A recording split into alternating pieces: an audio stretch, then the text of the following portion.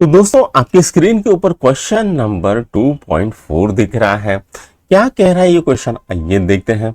A spherical conductor of radius 12 centimetre has a charge of 1.6 into 10⁻⁻7 coulomb distributed uniformly on its surface. What is the electrical field? तो हमको क्या पूछा है, electrical field पूछी है। कहां पर? Inside the sphere, just outside the sphere and at a point 18 centimetre from the centre of sphere हमको पूछा है। ठीक है, तो सबसे पहले हम देखेंगे भाई जो डेटा क्या है वो हम लिख लेते हैं। तो यहां पर हमको क्या दिया है, एक स्पीयर दिया है जिसका रेडियस कितना है, तो उसका रेडियस है 12 सेंटीमीटर, यानी आर दिया है 12 सेंटीमीटर। तो भाई ये कितना आएगा, तो ये आएगा 0.12 मीटर आ जाएगा। उसके बाद हमको दिया है क्यू, क्यू कितना है 1.6 into 10⁻⁻7 कूलम, इतना दिया हुआ है। अब हमको पूछा है भाई कि जो electrical field inside the sphere वो कितनी होती है। तो जो electrical field inside the sphere होती है वो हो जाएगी 0। क्यों? क्योंकि अगर जो इलेक्ट्रिकल फील्ड होगी उसके अंदर, ठीक है, तो चार्ज अपने आप को घुमा देगा जिसके कारण वो चार्ज न्यूट्रल हो जाएगा। और अगर चार्ज न्यूट्रल हो गया तो हमारी electrical field inside a sphere क्या हो जाएगी, तो 0 हो जाएगी। तो हम ऐसे लिखेंगे पहले का answer, electrical field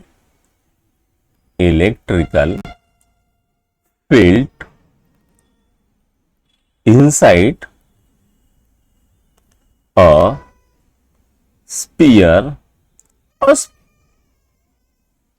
spherical conductor is 0। ठीक, और आंसर भी लिख लेंगे इसका, this is because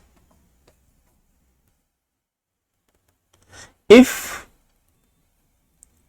there is a field inside a conductor, inside a conductor,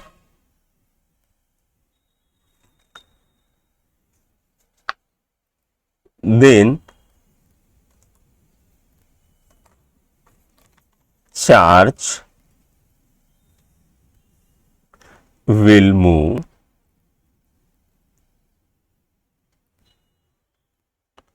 to neutralize it।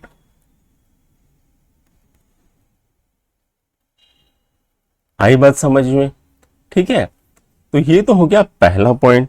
अब हमको देखना है electrical field is just outside the conductor, और इसका जो फॉर्मूला आता है भाई, तो वो क्या आता है, तो वो आता है E is equal to Q upon 4πε0 R square, ये फॉर्मूला आता है। ठीक है, अब यहां पर इप्सिलॉन नॉट क्या होता है, तो इप्सिलॉन नॉट होती है परमिटिविटी ऑफ फ्री स्पेस, और फॉर्मूला क्या है हमारा 1/4πε0। इसकी वैल्यू कितनी होती है, तो इसकी वैल्यू होती है 9 into 10⁻9, इतनी होती है। यूनिट क्या होता है, न्यूटन मीटर स्क्वायर पर कूलम स्क्वायर।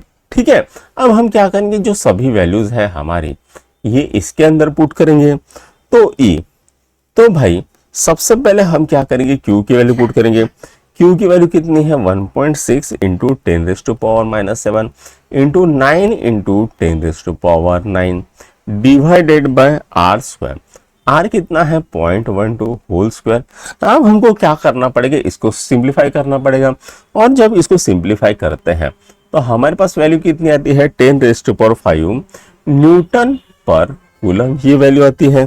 ठीक है, तो electric field just outside the sphere कितनी आएगी, 10⁵ न्यूटन पर कूलम आएगी। अब हमको लास्ट पॉइंट देखना है, और लास्ट पॉइंट क्या था हमारे, at a point 18 centimetre from the centre of sphere, यानी जो हमारा स्फीयर है उससे 18 सेंटीमीटर दूर कितनी आएगी हमें देखना है। 18 सेंटीमीटर दूर कितना वैल्यू आएगा ये हमको देखना है। ठीक है, तो भाई हम यहाँ पर सी सेक्शन में डी की वैल्यू लिख लेते हैं। डी कितना है तो वो है 18 सेंटीमीटर, यानी कितना हो गया तो वो हो गया 0.18 मीटर, इतना हो गया है। राइट, तो अब हमको यहाँ पर निकालना है E1। E1 की वैल्यू कितनी है, Q upon 4 pi epsilon not D square, ये फॉर्मूला है। तो Q की वैल्यू हम यहां पर डाल देंगे 1.6 into 10⁻⁻7 into 1/4 pi epsilon not कितना होता है तो होता है 9 into 10⁻9 divided by D square. तो भाई डी कितना आ गया तो डी आ गया आपका 0.18 होल स्क्वायर।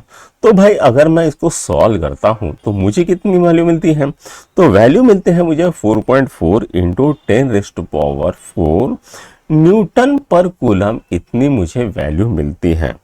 तो electrical field at a point 18 centimetre from the centre of sphere कितनी आती है, तो इतना आता है। तो इसको नोट डाउन करो, फिर नेक्स्ट क्वेश्चन करते हैं।